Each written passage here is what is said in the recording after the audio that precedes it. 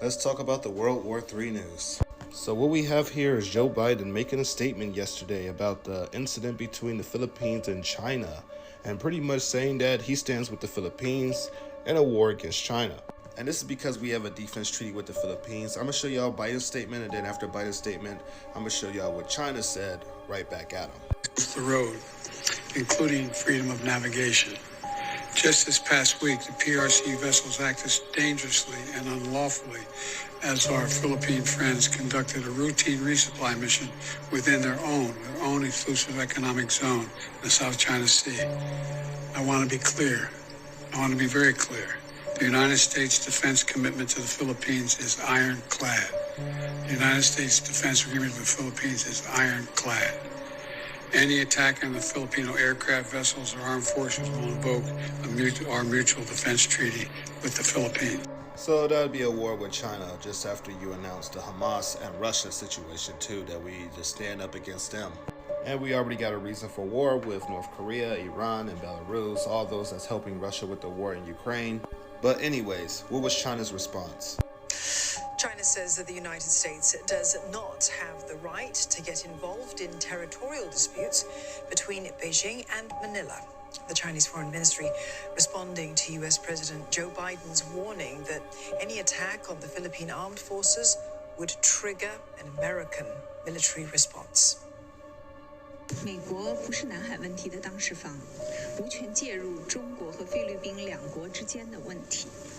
美国对菲律宾的防卫承诺不得损害中方在南海的主权和海洋权益，更不能以此为菲律宾的。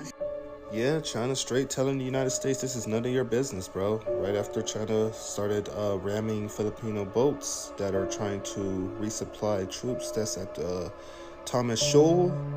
And yeah, things have been increasing between the Philippines and China, where therefore it will increase between the United States and China as well. So this is not looking too good, my friends. As China's now sending their aircraft carrier to the Western Pacific. China sailed their aircraft carrier south of Taiwan into the Western Pacific on Thursday, according to the Ministry of National Defense. Russia's planning to deploy missile ships in a lake near the Baltic Sea in response to NATO expansion. Yeah, I told people it was starting to brew up. Maybe they'll believe me now. Canada is now reporting that the 7th Canadian has died in the Israel and Hamas war, while adding that an additional 2 is missing. Israel hit 250 targets in Gaza yesterday. That is insane. Just showing how bad this war is escalating. Showing a report about Biden saying that the United States is willing to fight China on the behalf of the Philippines. Just reminding Americans who we're about to go to war with. The EU is about to put an embargo on Russian diamonds, but not only diamonds, they're going to do it on aluminum as well.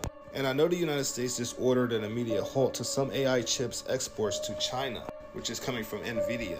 All these sanctions and restrictions are about to cripple our economy. I don't think people realize that. It is no longer business as usual. Seems like these guys are getting ready to fight. And the closer that we get to war, the closer everything gets to collapsing. Because we're in a new era of tensions, a new multipolar world, and a new world war. Slovakia announces the halt of military aid to Ukraine, so another NATO member cutting off aid to Ukraine. Israel's starting some ground raids into the Gaza, so they're starting some ground operations, but not the full operation yet. They're getting that ready. United States Air Force is activating their units dedicated to electronic warfare. This one should be interesting. U.S. shot down an Iranian missile almost starting World War III. Putin is warning that the war could spread outside of the Middle East, which we already knew. He's also meeting with Iran and Hamas today.